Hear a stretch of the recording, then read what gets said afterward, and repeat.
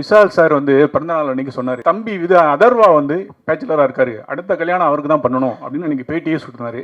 அதை பற்றி எப்போ என்னைக்கு கல்யாணம் பண்ண போறீங்க? என்ன நாங்கள் வந்துட்டு ஹாலிவுட் படத்தை பார்த்து ஆஹா ஓஹோ அப்படின்னு சொல்லலாமே தவிர, அதே மாதிரி இங்கே படம் எடுக்கிறதுக்கு அவங்க இருக்காங்களே சார். இங்கே வந்துட்டு நம்ம ரூட்ஸ்க்கு.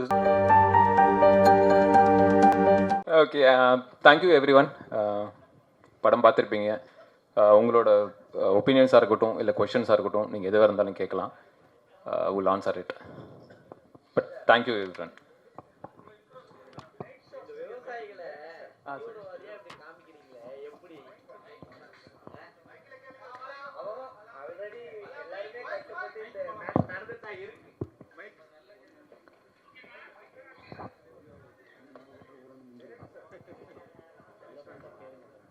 யா சார். ஸோ இங்கே நாட்டில் நடக்கிறது தான். பட் ஆனால் நம்மளுக்கு தினம் தினம் அது கேள்விப்பட்டுகிட்டே தான் இருக்கும். பட் அவங்கள வந்து நம்ம வந்து சப்போர்ட் பண்ணோம் தானே. ஸோ அவங்க வந்து இந்த மாதிரி ஒரு எக்ஸாம்பிளிஸா அவங்க ரிவெஞ்ச் எடுக்கிற மாதிரி இல்லை சார். அதாவது நீங்கள் அதே கதையில் பார்த்தீங்கன்னா தற்கொலை பண்ணிக்கிட்ட சில பேரும் இருக்காங்க இல்லைங்களா? அந்த சிஸ்டம்க்கு அகேன்ஸ்டாக ஃபைட் பண்ணவங்களும் இருக்காங்க. ஒருத்தன் அவனால் முடியும்னு வச்சுக்கோங்களேன். இப்போ நீங்கள் ஜல்லிக்கட்டு பிரச்சனையை எடுத்துக்கிட்டிங்கன்னா அது நிறைய பேர் வந்து கரெக்ட் தானேன்னு சொன்னாங்க. நம்ம ஊரெல்லாம் போய் சண்டை போட்டோம்ல, அகைன்ஸ்ட் சிஸ்டமாக இருக்கட்டும், அது திரும்ப வாங்கணும்ல. அது அவனோட பர்ஸ்பெக்டிவ் சார். சண்டை போட்டு பழகின ஒருத்தன், ஒரு சோல்ஜராக இருந்த ஒருத்தன் ஒரு அளவுக்கு தான் பொறுத்துப்பான், அதுக்கப்புறம் சண்டை போடணும்னு நினைப்பான். ஸோ அது அந்த பிரேக்கிங் பாயிண்ட் தான். இட்ஸ் நாட் லைக் எல்லா ஃபார்மர்ஸ் அப்படி இருக்காங்கன்னு நான் எதுவும் சொல்லலை. And more over he is fighting for his own house and family இல்லையா? ஸோ நான் அப்படி ஃபார்மர்ஸை மீன் பண்ணல. அப்படி உங்களுக்கு தெரிஞ்சிருந்ததுன்னா ஐம் சாரி. ஏன்னா இதே முருகதாஸ் சார் ஒரு படம் எடுத்திருப்பார், இதே சேம் இதே பேட்டர்ன்லேயே இருக்கும், கத்தி. அதுலேயும் அதே தான் பழி வாங்குற மாதிரி தான் போகும். பட் ஆனால் ஒரு இடத்துல மெசேஜ் மாதிரி சொல்லியிருப்பாங்க. ஆனால் நீங்கள் ஒட்டுமொத்தமாக ஒரு இடத்துல போய் போட்டுடுறீங்க. ஏன்னா நம்ம எல்லாருமே அங்கே தான் வந்து சேவிங் பண்ணுறோம், எல்லாருமே அங்கே தான் சேவிங் பண்ணுறாங்க. அதை எடுத்து குப்பையில் போட்டு திருப்பி இது பண்ணுற மாதிரி காமிக்கிறது இல்லை. ஏன்னா இவங்கள கஷ்டப்படுறாங்க, கஷ்டப்படுறதுக்கு சப்போர்ட் பண்ணு தான் ஒரு லாஸ்ட்டில் சொல்கிறாங்க. ஸோ அப்படி இருக்கும்போது ஒரு மெசேஜ் கரெக்டாக கன்வே பண்ணியிருக்கணும்ல லாஸ்ட் டைம். இல்லை, எனக்கு தெரிஞ்சு இந்த கொஷின் உங்களுக்கு வர்றதுக்கு ரீசனே வில்லன் நீங்கள் ஹீரோவை பார்த்ததுனால. சரி, அவன் அந்த ஒரு ஆக்ஷன் எடுக்கிறான், அது தப்புன்னு சொல்கிறதுக்கு தான் ஹீரோ இருக்காங்க. இப்போ ஹீரோவே அந்த ஆக்ஷன் எடுக்கிறாரு, நான் அதை சப்போர்ட் பண்ணுறேன்னு வச்சுக்கோங்க. அப்போ ஹீரோவை நான் அந்த இடத்துல வச்சுருப்பேன். ஸோ அவர் பண்ணுற தப்புன்றதுனால தான் அவரை வில்லனாக வச்சுருக்கோம். ஸோ இந்த படத்தில் யார் ஹீரோனே எனக்கே புரியல. அவர் ஒரு பக்கம் அதர்வா ஆக்ஷனில் பின்னுறாரு, இவர் ஒரு பக்கம் கதையில் பின்னுறாரு. இல்லை சார், அதாவது ஒரு படத்துக்கு வரும்போது வந்துட்டு ஃபஸ்ட்டு வந்துட்டு இப்போ இருக்கிற ட்ரெண்டு படி அந்த கதையாக வந்து ஃபஸ்ட்டு அவங்களுக்கு பிடிக்கணும். அதில் இருக்கிற எந்த கேரக்டர் நம்மளை இன்ஸ்பயர் பண்ணுவாரோ இல்லை நம்ம அதை ரசிப்போன்றது தெரியாது. படமாக அது நல்லா இருக்கணுன்றது தான் ஃபஸ்ட் இன்டென்ஷன். இன்னொன்று, இவர் பண்ணுற எல்லா படங்களும் பார்த்தீங்கன்னா படத்தில் அவர் ஹீரோவாக மாறுற படம் தான் பண்ணுறாரு தவிர ஹீரோவாக அவர் வந்து படம் பண்ணல. இனி ஃபிலிம் பார்த்தீங்கன்னா டிஎன்ஏ பாருங்கள், ரீசெண்டாக அவர் பண்ண எல்லா படத்துலையுமே அவர் அந்த கேரக்டர்லேருந்து மெதுவாக ஹீரோவாக மாறுற படம் தான் பண்ணுறாரு. ஸோ அதனால தான் அவருக்கு அந்த கதை சொன்னதும் வந்துட்டு அவர் பிடிச்சிருந்தது. ஸோ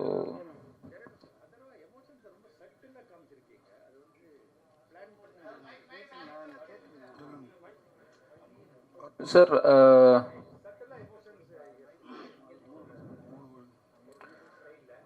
இல்லை சார், அது ஆக்சுவலாக என்னன்னா, இப்போது அவங்க ஃபேமிலியில் க்ரியேட் ஆகிற எல்லா பெயினுக்குமே அவர் தான் காரணம் அப்படின்னும் போது அந்த கில்ட்டு தான் நமக்குள்ளே இருக்கும். ஓகேங்களா? நம்மளால ஒரு தப்பு நடந்துச்சுன்னு வச்சுக்கோங்களேன், அப்போ தான் வந்து நம்ம ஓவராக ரியாக்ட் பண்ணுவோம் தவிர நம்ம வந்துட்டு அந்த ஒட்டுமொத்த பெயினுக்கும் நம்ம தான் காரணமாக இருக்கும்போது வந்துட்டு அந்த கில்ட்டில் அவங்க சட்டில் ஆகிடுவாங்க. ஆமாம், சட்டிலாக தான் வந்துட்டு அது வெளியே வரும். ஏன்னா அந்த மொமெண்ட்டை திரும்ப திரும்ப ரீலீவ் பண்ண மாட்டாங்க, அந்த பெயின்லேயே இருந்துட்டு இருப்பாங்க. ஸோ நீங்கள் ரெண்டு கேரக்டர்ஸுமே பெயினில் இருக்கிற கேரக்டர்ஸ் தான் சார். டைரக்டர் சார், நியாயப்படி இவரெல்லாம் சார் ஜெயிச்சிருக்கணும். நியாயப்படி நம்ம அஸ்வின் தானே ஜெயிச்சிருக்கணும். ஏன்னா அவர் வந்து அவங்க ஊரை அழிச்சதுனால தான் அவர் இப்படி ஒரு ரிவெஞ்ச் எடுக்கிறாரு. அப்போ அது நியாயமான ரிவெஞ்ச் தானே. ஹீரோவும் அதுக்கு சப்போர்ட் பண்ணியிருக்கணுமே சார். அது ஆக்சுவலாக நீங்கள் நல்லா சொன்னீங்க. முன்னாடி இருக்கிறவரே அது தப்புன்னு சொல்கிறாரு. அதுதான் சார். இப்போது டிஃப்ரென்ஸ் ஆஃப் ஒப்பீனியன் ஃப்ரண்ட் பேக்கில் உட்காந்துருக்கீங்க, ஒரு சீட்டு டிஃப்ரென்ஸில் உட்காந்துருக்கீங்க. நீங்களே வந்து அது கரெக்டானு ஃபீல் பண்ணுறீங்க, அவர் அது தப்புன்னு ஃபீல் பண்ணுறாரு. அதர்வா சார் இங்கே அதர்வா சார். நோ சார், தீவிரவாதி காட்டணுன்றது அம்பேத்கர் காட்டுறீங்க. ஸோ நீங்கள் லா படி நடந்துக்கணும்னு செகண்ட் பார்ட்டுக்கு தான் காமிக்கிறீங்க. ரெண்டு பேர் கேட்டதுக்கும் அதே தான்.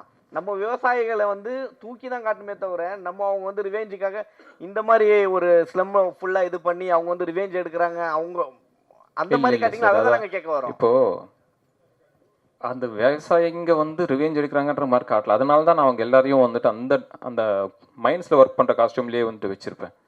ஓகே, ஒரு ரக்கடான லைஃப் வாழ்ந்துட்டு இருக்க ஒரு கேரக்டர் அவங்க வச்சிருப்பேன் தவிர அவங்க வேட்டி கட்டிட்டு வந்துட்டு விவசாயிங்களை வந்து நான் எங்கேயுமே போர்ட்ரே பண்ணல. அதர்வா சார், Backstory நீங்கள் நீங்கள் மைக் சார், இந்த ஸ்டோரி டேரக்ட் உங்ககிட்ட சொல்லும் போது உங்களுக்கு என்ன தோணுச்சு? இப்போ இருக்க கரெக்டில் வந்து எல்லாமே நடந்துன்னு இருக்குது. மக்களை வந்து அடிக்கிறதெல்லாம் போலீஸ் தான், பின்னாடி இருக்கிறதெல்லாம் ஆட்சியாளர்கள் தான். ஸோ இந்த ஸ்டோரி பண்ணும்போது நீங்கள் ஏதாவது டேரக்ட் ஏதாவது சொன்னீங்களா, இல்லை ஏதாவது ஸ்கிரிப்டில் ஏதாவது மாற்றுனீங்களா?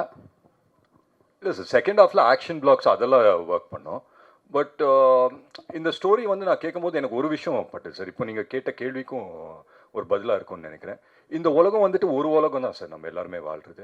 பட் பெர்ஸ்பெக்டிவாக பார்த்தீங்கன்னா 3 உலகத்தில் இருக்கிற மாதிரி இருக்கும். ஒன்று நான் பார்க்குற உலகம், என் பெர்ஸ்பெக்டிவில் எனக்கு தெரிகிற உலகம். ஒன்று உங்கள் பெர்ஸ்பெக்டிவ்லேருந்து தெரிகிற உலகம். பட் ரியாலிட்டி என்னன்னா 2 பேரோட ஒரு காமன் பாயிண்ட்டில் ஒன்று மீட் பண்ணுறோம்ல சார், அதுதான் ரியாலிட்டி, அதுதான் நிஜம் உலகம். ஸோ வந்துட்டு இங்கே யார் சார் தப்பு, யார் கரெக்டு? ஸோ யூனிஃபார்ம் போட்டவங்க எல்லாமே கரெக்ட் அப்படின்னு கிடையாது. யூனிஃபார்ம் இல்லாமல் ஃபார் எக்ஸாம்பிள் அஸ்வினோட கேரக்டர் ஆகட்டும், அவர் ஒரு பேக் ஸ்டோரி வச்சு போராடுறாரு. ஸோ அவர் பெர்ஸ்பெக்டிவ்ல பார்க்கும்போது அவர் கரெக்டாக இருக்காரு, என் பெர்ஸ்பெக்டிவ்ல பார்க்கும்போது எனக்கு கரெக்டாக படுது. ஸோ நீங்கள் ஓவராலாக பார்த்தீங்கன்னா யாருமே இங்கே சரி, யாருமே தப்பு கிடையாது சார். சூழ்நிலை, அந்த சூழ்நிலைக்கு நாங்கள் எடுக்கிற முடிவு இல்லை அந்த சூழ்நிலைக்கு கொடுக்குற ரியாக்ஷன்ஸ் தான். அந்த விதத்தில் பார்த்தா I think it is an overall entertaining ஃபிலிமாக பண்ணுங்கிறது தான் நோக்கம். அதை பண்ணியிருக்கோம் நம்புறேன் சார். ஏற்கனவே ஒரு 100 படம் பண்ணீங்க நீங்கள், அதுவும் சூப்பர் டூப்பர் போய் நல்லா படம் போச்சு. இப்போ இந்த படமும் நல்லா இருக்குது. ஆனால் சில எங்களுக்கு வந்து மாற்று கருத்துக்கள் என்னென்னா, அந்த கேரக்டர் நீங்கள் பண்ணி நீங்கள் மாற்றிருக்கலாமோன்னு சொல்லிட்டு எங்களுக்கு ஒரு விஷயம் நாங்கள் பார்க்குறோம், எங்கள் விஷயம் நாங்கள் பார்க்குறோம். சரி, நான் பார்க்குறேன், ஓகேங்களா? அது மாற்றத்தை எப்படி இருக்குமா? எப்படி சொல்லி என்னன்னா, இப்போ நீங்கள் ரெண்டு ஹீரோவில் யாராவது ஒரு ஹீரோ தான் வந்து ஜெயிப்பாங்க. ஆனால் வந்து ஒரு விவசாயிக்காக சப்போர்ட் பண்ணுறது ஜெயிச்சா நல்லா இருக்கும்னு நாங்கள் நினைக்கிறோம். நீங்களும் அவரை சப்போர்ட் பண்ணியிருக்கலாம்னு நினைக்கிறோம், வேற ஒன்றும் இல்லை. அவரை பிடிச்சி கடைசியில் காலி பண்ணுறீங்களா? அப்படி இல்லை, மனசளவில் சப்போர்ட் பண்ணுறது தான் சார், படத்தில் வந்து பண்ண முடியல. அதுதான் சார், இந்த படத்துக்கு ஹீரோயினே தேவையில்லை, ஒரே ஜானரில் போயிருக்கலாம். அந்த ஹீரோயின் கேரக்டர்னால என்ன ப்ளஸ், ஒரு 2 இல்லை, ஒரு இது இல்லை, ரொம்ப இது இல்லை, அந்த மாதிரி தைரியமாக படம் எடுக்கலாமா சார்? ஒரு ஜானருங்கும் போது ஃபாரின் படங்கள்லாம் நிறைய வரும், உங்களுக்கே தெரிஞ்சிருக்கும். அப்படி அந்த மாதிரி நீங்கள் வந்து தைரியமாக எடுப்பீங்களா? இல்லை சார், கண்டிப்பாக எடுக்கலாம் சார். ஏன்னா இன்னைக்கு இருக்கிற காலகட்டத்தில் ஐ திங்க் எவ்ரி இயர் வந்து சினிமா மாறிக்கிட்டே இருக்கு சார். போன வருஷம் நம்ம பார்த்த சினிமா இன்னைக்கு கிடையாது, இன்னைக்கு வந்து திருப்பி மாறிடுச்சு. அண்ட் நம்ம எக்ஸ்போஜரே பார்த்துக்கோங்களேன், நெட்ஃப்ளிக்ஸில் வந்து நிறைய கண்டென்ட் எக்ஸ்போஸ் ஆகிறோம், இல்லை ஓடிடி பிளாட்ஃபார்ம்ஸ், நிறைய பிளாட்ஃபார்ம்ஸில் எக்கச்சக்க கண்டென்ட் வருது. பட் தியேட்டருக்குள்ள போகும்போது மியூசிக் அதெல்லாம் தேவைப்படுது சார். ஸோ நம்ம 2.5 hours நம்ம ஒரு படம் பண்ணுறோன்னா இதுதான் நம்மளோட ரூட்ஸ் இல்லை சார். அஃப்கோர்ஸ் நாங்கள் வந்துட்டு ஹாலிவுட் படத்தை பார்த்து ஆஹா ஓஹோ அப்படின்னு சொல்லலாமே தவிர, அதே மாதிரி இங்கே படம் எடுக்கிறதுக்கு அவங்க இருக்காங்களே சார். இங்கே வந்துட்டு நம்ம ரூட்ஸ்க்கு தகுந்தாப்புல ஒரு படம் எடுக்கலாமே அப்படின்னா, அண்ட் நம்மளோட ரூட்ஸ் என்ன சார்? மியூசிக் நமக்கு தேவை. அண்ட் மியூசிக் இல்லாமல் ஒன்றுமே கிடையாது இல்லை சார். இந்தியாவை பொறுத்த வரைக்கும், இல்லை இந்தியன் சினிமாவை பொறுத்த வரைக்கும் music is a must. So அதுதான்.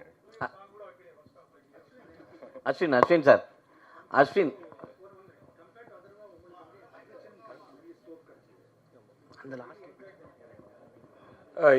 எஸ் சார், எனக்கு இந்த கேரக்டர் ரொம்ப, டைரக்டர் சார் வந்து ஃபஸ்ட்டு கதை சொல்லும்போது அந்த அக்ரேஷனை விட அவருக்குள்ளார இருக்கிற ஒரு ட்ராமா, அந்த அந்த அக்ரேஷனோட காஸே வந்து அந்த ரூட் காஸே அந்த ட்ராமானால நிறைய விஷயங்கள் ப்ளே பண்ணுற ஸ்கோப் இருந்து.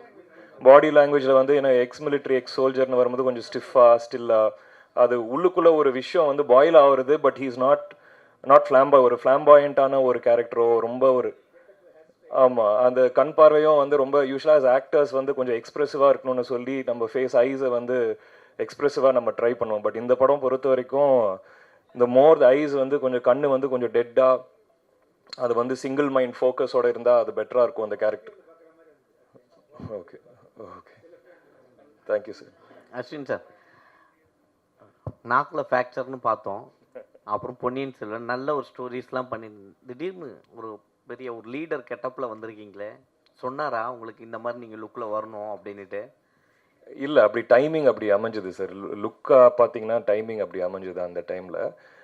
எனக்கு என்னென்ன ஒரு வருத்தம்னா, ஒரு ஆக்டராக வந்து எனக்கு நிறைய கேரக்டர் பண்ணணும்னு ஆசை, நெகட்டிவ் ரோல் பண்ணணும்னு ஆசை. ஆனால் மேபி அந்த சாக்லேட் பாயோ அந்த ஒரு ஜோனில் பார்க்கும்போது இந்த லுக்கில் மேபி பார்க்கும்போது யாருமே அந்த விஷுவல் அது அமையலை அப்படி. ஸோ ரவி சார் வந்து அப்போது கேட்கும்போது ஆக்சுவலாக ரவி சார் வந்து ஃபர்ஸ்ட் ஃபோனில் பேசும்போது வாய்ஸை பேஸ் பண்ணி தான் பேசலாம், நீங்கள் ஆஃபீஸ்க்கு வாங்கன்னு அப்படி சொன்னார். அண்ட் அவர் கதை சொல்லும்போதே தெரிஞ்சிச்சு இவ்வளோ ஸ்கோப் இருக்குது. ஏன்னா சம்டைம்ஸ் வந்து நம்ம ஃபீல் பண்ணுவோம் அது வந்து வெறும் ஒரு வில்லன் இருக்கா, அது வந்து அதுக்கு ஒரு உருவம் தேவைன்னு மட்டும்தான் கூப்பிடுவாங்க. பட் இதில் ஒரு சோல் இருந்துச்சு அந்த கேரக்டருக்கு. ஸோ அது எனக்கு ரொம்ப பிடிச்சிருந்தது. அண்ட் நீங்கள் ஒரு கேட்குறீங்களா ஒரு சில விஷயங்கள், அந்த கதையோட சக்ஸஸே அங்கே தான் நினைக்கிறேன்.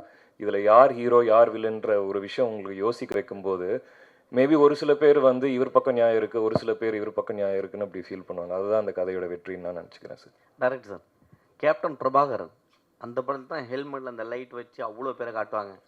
காத்து நானும் பேசிட்டு இருந்தோம். அதுக்கப்புறம் இந்த படத்தில் தான் அதிகமாக நீங்கள் கொண்டு வந்திருக்கீங்களோ அப்படின்றது நாங்கள் ஒரு இல்லை, அவர் கேப்டன் பிரபாகரன் விட கவுண்டமணி சார் போட்டதுனால தான் பயங்கர ஃபேமஸ், அது வேறு விஷயம். இல்லை சார், அந்த ஐடியா வந்துட்டு கேமராமேன் சார் சின்ஸ் வந்து நாங்கள் அந்த செட்டில் ஷூட் பண்ணிட்டு இருக்கும்போது அந்த லைட்ஸ் வந்து ஒரு சைட்லேருந்து தான் நம்ம த்ரோ பண்ணுறோம் இல்லைங்களா.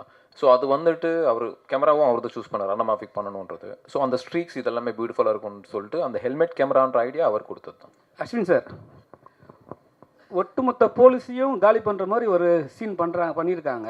எல்லாருமே அவ்வளோ ரொம்ப டென்ஷனான இடத்துல வந்து நீங்கள் வச்சுருக்கீங்க. டேரக்டர் உங்கள்கிட்ட கதை சொல்லும் போது இந்த விஷயம் இருக்குதுன்னு சொல்லும் போது உங்களுக்கு என்ன தோணுச்சு? ஏன்னா இப்போ இருக்கிற போலீஸ்லாம் வந்து அவங்க ஏதாவது ஒரு அகேன்ஸ்ட் ஏதாவது பேசினாவே வந்து புள்ள பூச்சி போட்டுடுறாங்க, அடிக்கிறாங்க. உங்களுக்கு என்ன தோணுச்சு? இல்லை, கடைசியில் ஒரு படம் தான். நீங்கள் கேட்குற கேள்வி, அதாவது நேரில் வந்து போலீஸாக வந்து வண்டியை பிடிச்சி நீங்கள் என்னங்க இப்படி நடிச்சிருக்கீங்கன்னு அது அப்படி தான் கேட்குறீங்களா? அதுக்கு எல்லாமே ஒரு கதாபாத்திரம் தான் சார். அண்ட் கதையாக முடியும் போது அதர்வாவோட கேரக்டர் வந்து ஹீரோட கேரக்டர் சொல்கிறது அதானே, அந்த டைமில் வந்து காது கொடுக்கறதுக்கு நம்ம இருந்திருக்கணும்னு அப்படி வந்து சொல்கிறாரு. ஸோ ஐ திங்க் அது ஒரு பேலன்ஸ்டாக தான் அந்த மெசேஜ் வந்து வருதுன்னு எனக்கு தோணுது. சார் டேரக்டர் சார், இந்த படம் உண்மையாகவே ஒரு டிஃப்ரெண்ட்டாக இருக்குது பார்த்தப்பறம். அதுவும் இவர் வந்து உங்களுக்கு பரணி மேலே என்ன கோவம்னு தெரியல. அவர் பிக் பாஸில் மதிலேறி குடித்த மாதிரி இங்கேயும் குதிக்க விட்ருக்கீங்க. அதே மாதிரி அவர் தலையை ஒரே சிவில் பயங்கர இதுவாக இருந்தது. நான் வில்லன், அதனால தான் அவர் எங்களை உட்கார வச்சார். ஹீரோன்னு அவரையும் சொல்கிறோன்னா அது ஒரு காரணம் அந்த படத்தில். வாழ்த்துக்கள். இந்த படம் எந்த அளவுக்கு டிஸ்ட்ரிபியூஷன் யார், ஏன்னா பெரிய லெவலில் பண்ணியிருக்கீங்க படம், புதுசாக இருக்குது. யார் பண்ணுறா என்ன, அவங்க வந்திருக்காங்களா? சார் தான் வந்து ரிலீஸ் பண்ணுறாரு, தமிழ்நாட்டு ரிலீஸ் அவர் தான் பண்ணுறாரு. அந்த டிஸ்ட்ரிபியூட்டர் இதெல்லாம் வந்து சார் தான் கேட்கணும் நீங்கள்.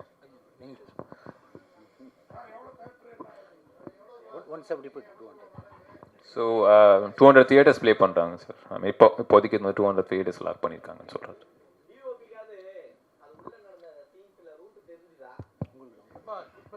நாங்கள் எல்லாருமே வந்து கையில் ஒரு மேப்போடு தான் சுற்றிட்டு இருந்தோம்.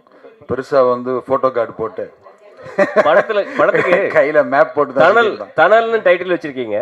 டனல்னு வச்சா இன்னும் கொஞ்சம் பொருத்தமாக இருந்தது. ஆமாம், தெலுங்குல வந்து டனல் தான். ஓகே, தெலுங்கு வந்து டனல் தான். வாழ்த்துக்கள். நானும் இங்கே எல்லார்ட்டையும் சொல்லி பார்ப்பேன், படம் என்ன டைட்டில் என்ன அப்படின்னா டனல் அப்படின்னா டனலான்னு தான் எல்லாரும் கேட்குறாங்க. இங்கேயுமே வந்து நம்ம டனல்னே வச்சுருந்துருக்கலாம்னு நினைக்கிறேன். எல்லாம் யாரை கேட்டாலும் கேட்குறது வந்து டனல் அப்படின்னு தான் சொல்கிறாங்க. சார், இயக்குனருக்கு ஒரு கேள்வி சார். இங்கே சார், ஆக்சுவலாக ஒரு 10 இயர்ஸ் கிட்ட இருக்கும் முன்னால் வந்து இது ஒரு ரியல் இன்சிடென்ட் நடந்தது. வேளச்சேரியில் வந்து ஒரு என்கவுண்டர் இருந்துச்சு. அதை இன்ஸ்பயர் பண்ணி தான் எடுக்கப்பட்டது. ஆமாம் சார். அதுதான் அந்த ஐடியா ஸ்டார்ட் ஆனதை வந்துட்டு அந்த டைமில் நாங்கள் திருவான்மையூரில் தான் இருந்தேன் சார். ஸோ அந்த டைம் அது நடக்கும்போது வந்துட்டு நான் அங்கே போயிருக்கேன். ஐ மீன் அந்த அட்மாஸ்பியர் இதெல்லாம் பார்த்துருக்கேன். அந்த இன்சிடென்ட்லேருந்து தான் ஒருவேளை அவங்க சைடு ஒரு நியாயம் இருந்து அந்த சைட்லேருந்து ஒருத்தன் அந்த கோவத்தோடு வந்தால் எப்படி இருக்கும் அப்படின்றதுலேருந்து தான் அந்த கேரக்டர் ஸ்டார்ட் ஆச்சு. வில்லனோட கேரக்டர் ஸ்டார்ட் ஆச்சு. அது முடிக்கும்போது தான் ஒருவேளை அதை ஸ்டாப் பண்ணணுன்ற ஒரு கேரக்டர் கிரியேட் பண்ணால் அதுக்கப்புறம் தான் அந்த கதை ஃபார்ம் ஆச்சு சார். மீதி நீங்கள் கன்சீவ் பண்ணது தான். ஆமாம் சார். இப்போ நீங்கள் ரோட்டில் போகிறீங்க, 2 பேர் வந்து சண்டை போட்டுருக்காங்க.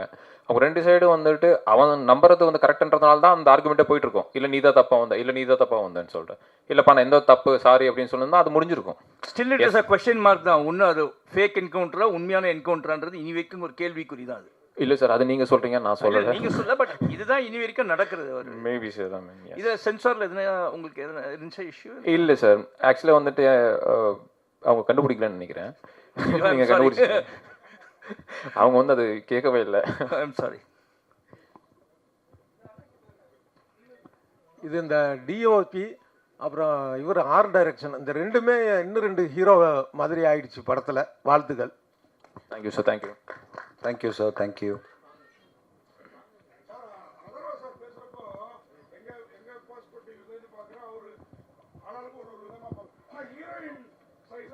மாதிரியே தெரியல. இன்னும் கொஞ்சம் ஹீரோயினை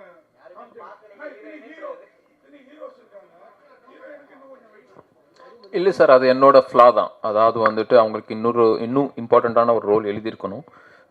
இனிஷியலாக வந்துட்டு சொல்கிறதுக்கு நான் அந்த இனிஷியலாக டிராஃப்ட் பண்ணும்போது வந்துட்டு அது ஹீரோயினாக நாங்கள் டிராஃப்ட் பண்ணல, அந்த கமிஷனரோட பொண்ணாக தான் டிராஃப்ட் பண்ணியிருந்தோம்.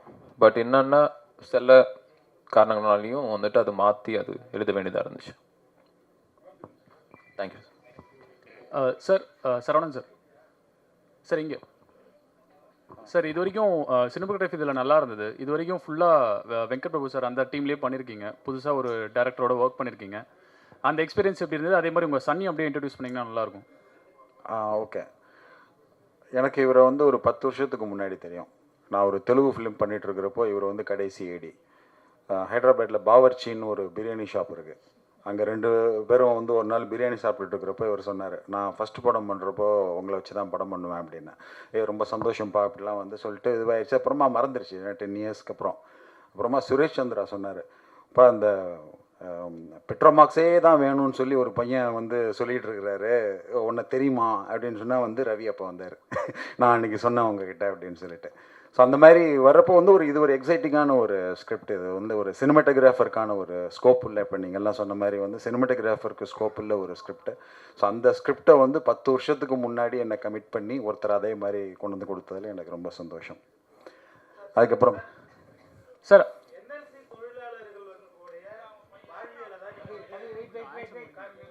ஆன்சர் முடிக்கல சார். சார் உங்கள் சன் இன்ட்ரடியூஸ் பண்ணல. ஆமாம், இவர் ஷர்வா ஆல்ரெடி வந்து ஹார்ட் பீட்டில் வந்து ஒரு பண்ணிகிட்ருக்காரு.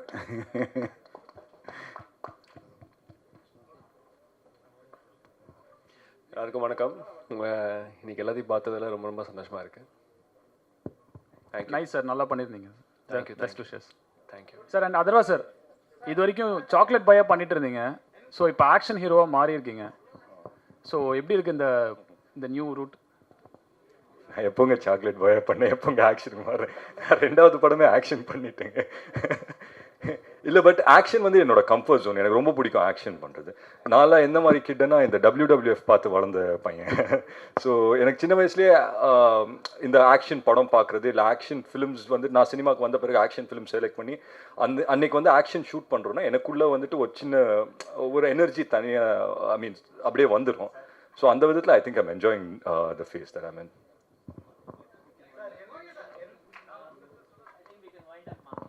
சார்.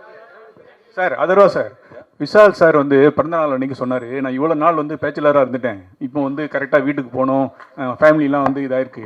அதேமாதிரி தம்பி அதர்வா வந்து பேச்சுலராக இருக்கார், அடுத்த கல்யாணம் அவருக்கு தான் பண்ணணும் அப்படின்னு எனக்கு பேட்டியே சொல்லினார். அதை பற்றி எப்போ என்னைக்கு கல்யாணம் பண்ண போகிறீங்க, என்ன கருத்து? விஷால் சார் எப்போ கல்யாணம் பண்ணுறாரோ, அவர் எப்போ தாலி கட்டுறாரோ அதுக்கப்புறம் தான் சார் நான் கட்டுவேன்.